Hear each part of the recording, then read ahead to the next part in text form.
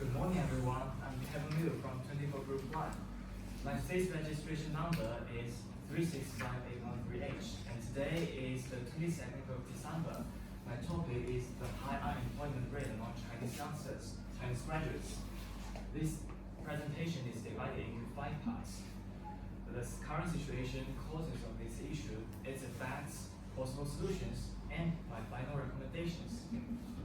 Well, let's first start with the current situation. The Chinese youngsters nowadays are facing a challenge where 1 in 5 persons cannot find a job. So what does these statistics reveal? Well, let's first have a discussion on the term unemployment. From our common sense, unemployment refers to the situation where the person do not have a job. But is this accurate? What do you think, Leopold? Actually, there are people who want to have a job. They have this will, but they cannot seek a job successfully. Yes, you're right. Unemployment occurs when a person wants to have a job, but fails to find one. And the second question is, where you have seen this term? Sophie? In the business coursework in EAL. Yeah, we learned a lot about it. And what about you, Kevin Tang? Yes, on social media. Yeah, it was a smash hit a few months ago. Well, no matter where we've seen this word from, unemployment seems to be irrelevant to our students' daily lives. But if we think for the long term, we'll be like, what the heck? What if we can't find a job? Could we still lead to a happy life? This 20% reveals a severe status quo. So, how does this situation occur? Well, there are several causes leading to it. One of the main causes is the governmental crackdowns on private sectors and industries. I reckon maybe all of you have heard about the double reduction policy, have you? Well, this time I'm not going to judge whether it is right or wrong, but the fact is that thousands of private tutors was banned or have bankrupt due to this policy. It almost damages the whole industry. Plus, a number of high-tech and real estate companies are fined harshly by the government, for they are growing so fast that the government is considering to be a threat. This series of programs are shrinking the available jobs in China. Another cause is the mismatch between education and employment. As is known to all, most Chinese students are fully occupied by the tight school schedules and competitions. So what they could do is to cram for tests without obtaining useful abilities for their future careers. Also there are other reasons like video games triggering this situation. Well, let's talk about its effects. The high unemployment rate has detrimental influences on Chinese health status and social development. The social scientist Wang has figured out that when the unemployment rate in China is decreased by 1%, the death rate in China is reduced by 3.7 to 4.8% in short terms. Because people's available money in healthcare is greatly shrinking. What is more, this could affect Chinese economy as consumer power is greatly affected.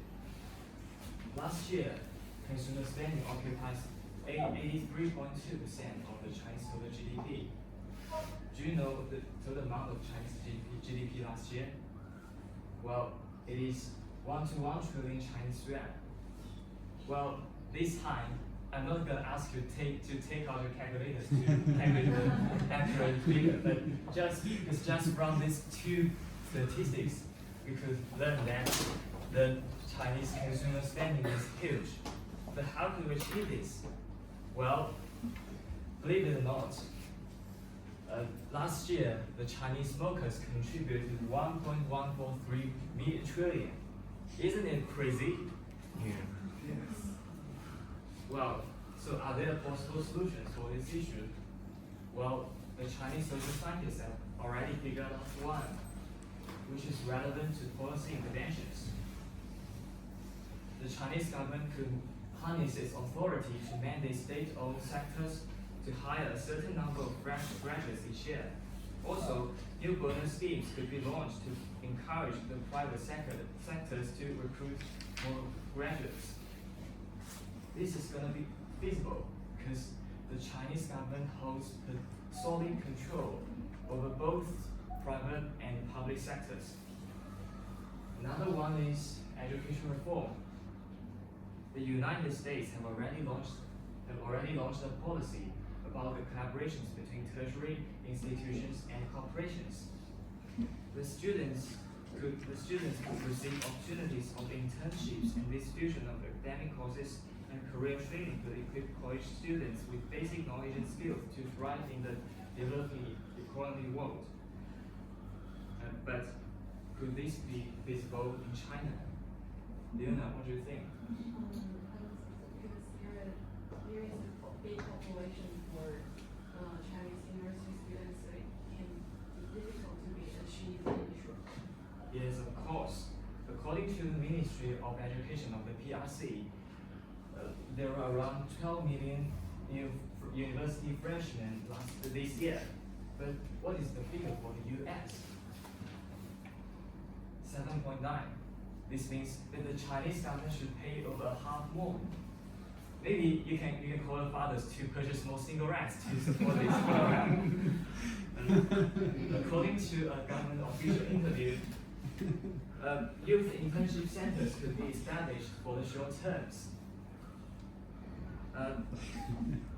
This allows a selected number of college students to receive opportunities to develop their future careers, and its scale could be enlarged year by year. Thus, my final recommendations are proposed based on these two solutions. That policy interventions be employed to force state-owned corporations to hire a certain number of graduates. That youth internship centers be established to provide graduates job experience and professional knowledge, similar to the program introduced in the USA. That's all. Thanks.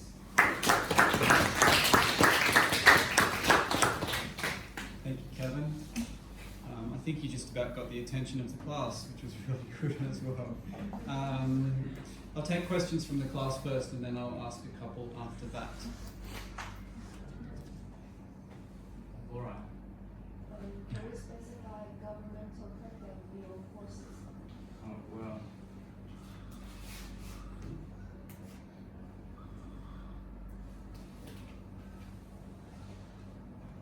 Well, as is known to all, China is a socialist country, so this is our political property, and the feature is the Chinese government wants to hold the control of private sectors and the public sectors, because we should achieve our future goal of socialism, and so some corporations may behave like capitalism, and for example, the previous legendary entrepreneur Jack Ma, he used to be the owner of the Chinese largest high-tech company Alibaba, and last year he was fined harshly by the government of around 2.8 billion Chinese dollars, and it exceeds it created the Chinese record of being fined, because then the Chinese government is saying that, oh, Jack Ma is behaving like a monopoly, so we must fine him. And I think this is an example of governmental crackdowns. This is well documented in a lot of media as well, that this has had an effect on the amount of jobs in the Chinese economy. Kevin, I'm wondering, so can I go to your solutions, please? Which solution? So, policy, next one, might be policy interventions, education reform. Education reform. Maybe go. What's the last one? Establish youth centres. Yeah, go back to policy interventions.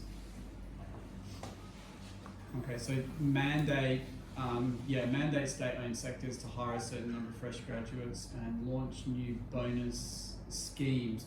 Okay, can you tell me something about the bonus schemes? Have you come across examples in other countries, for example? Actually, this is proposed by a Chinese social scientist, and during my research, I have found examples that has examples of pilot trials in China.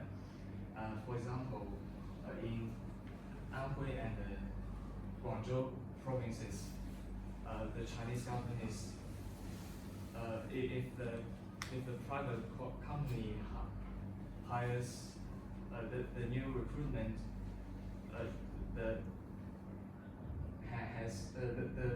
recent graduates occupies over a half of the new recruitment in the private companies. The government will provide them bonus.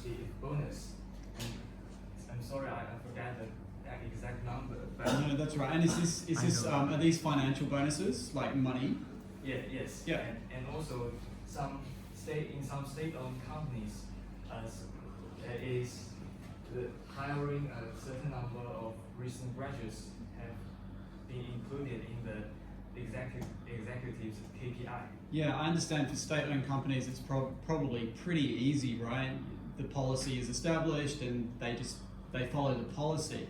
I know that in Australia it's pretty common for schemes to be launched by the government where internships and graduates, if a company hires these workers, they get some kind of subsidy. So they'll get, if it costs $50,000 to hire a graduate, for example, they'll get 10%. The government will give them $5,000 or something like that. So it makes it cheaper for them to hire graduates.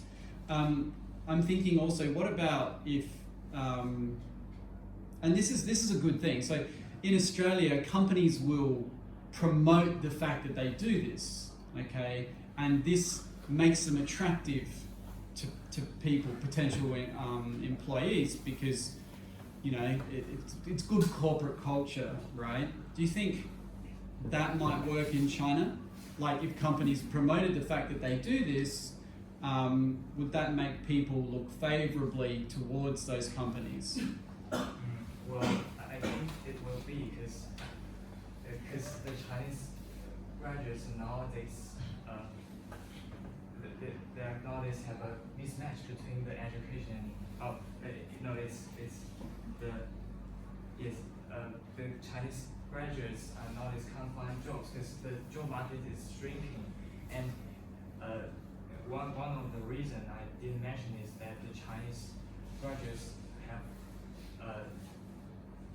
way too high ambitions, and they don't want to find a job with a low paid job like 2,000 a month, and they are nowadays comparing them as 孔乙己.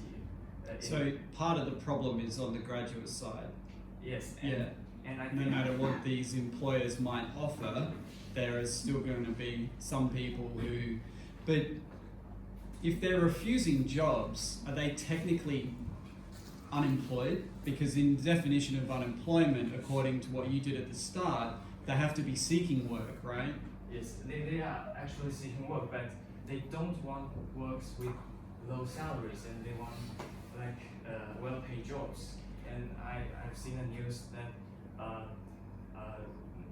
a girl who get the master's degree in applied linguistics in the University of Queensland, and she can't even find a proper job of English teacher in China because due to the double reduction, lots of private tutors are bankrupt, and maybe she thinks that the jobs in schools are low paid, and compared to the. I'm wondering whether she would be, like technically whether she'd be considered unemployed if she's being offered a job or jobs, but they're just not the jobs that she wants to take. I'm wondering what the technical definition might be, whether those people would still be included in the statistics or not. Yeah. I think they are still included in the unemployment because they are actually finding the job, but the current job doesn't meet their wants. But their will is to find a job. Okay. All right. Cool. Any other questions?